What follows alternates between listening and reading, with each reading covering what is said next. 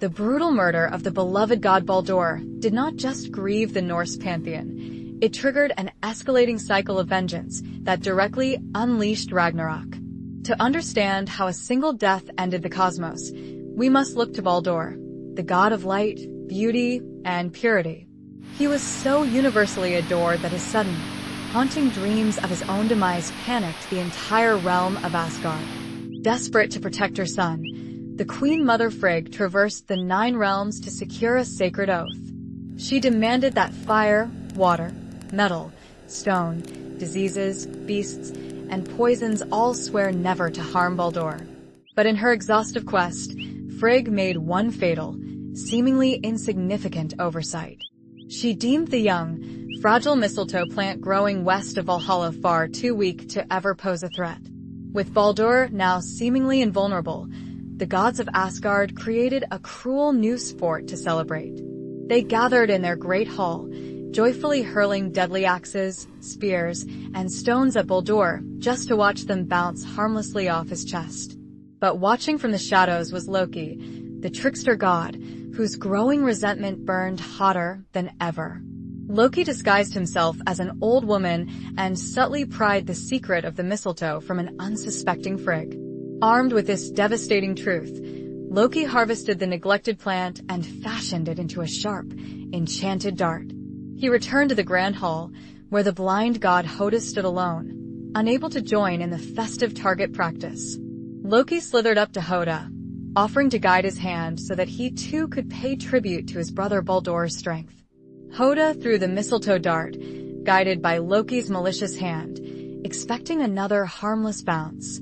Instead, the plant pierced straight through Baldur's chest, killing the most beloved god instantly.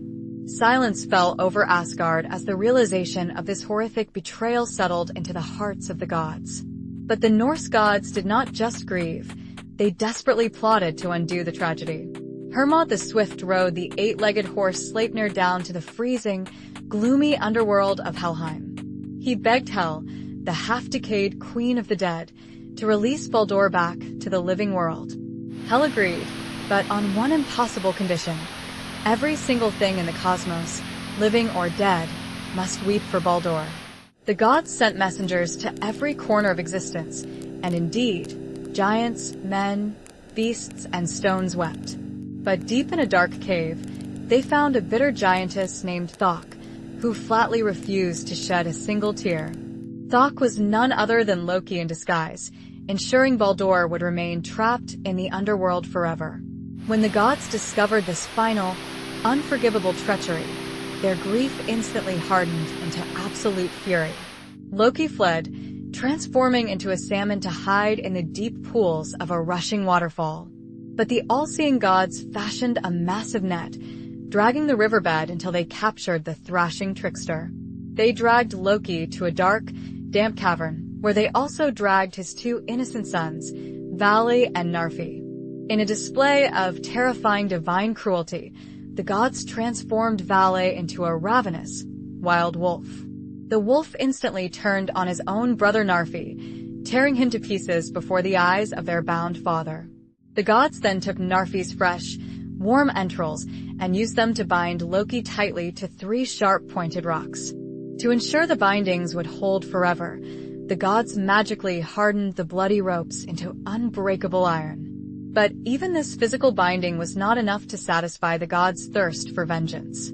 The giantess Skadi hung a massive, venomous serpent directly above Loki's upturned face. Black, burning venom began to drip slowly, continuously, down toward his defenseless eyes. Loki's faithful wife, Sigyn, chose to remain in the dark cavern, holding a wooden bowl to catch the toxic drops. But whenever the bowl filled, Sigyn had to turn away to empty the burning poison into a stone crevice.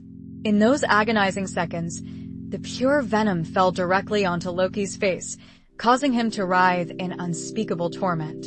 His violent convulsions were so powerful that they shook the very foundations of the world, creating what mortals call earthquakes. For centuries, this horrific cycle of torture brewed an unquenchable, cosmic hatred within the bound god. The physical torment of the venom and the emotional scar of his son's fates shattered any remaining bond between Loki and Asgard. When the apocalyptic winter of Fimbulwinter finally freezes the world, these very bonds of entrails will snap. Freed, mutated Loki will take command of the ship of the dead, sailing directly toward Asgard to burn it all down. Ultimately, this myth reveals that Ragnarok was not an unavoidable natural disaster, but the direct result of unchecked cycles of grief, vengeance, and extreme cruelty.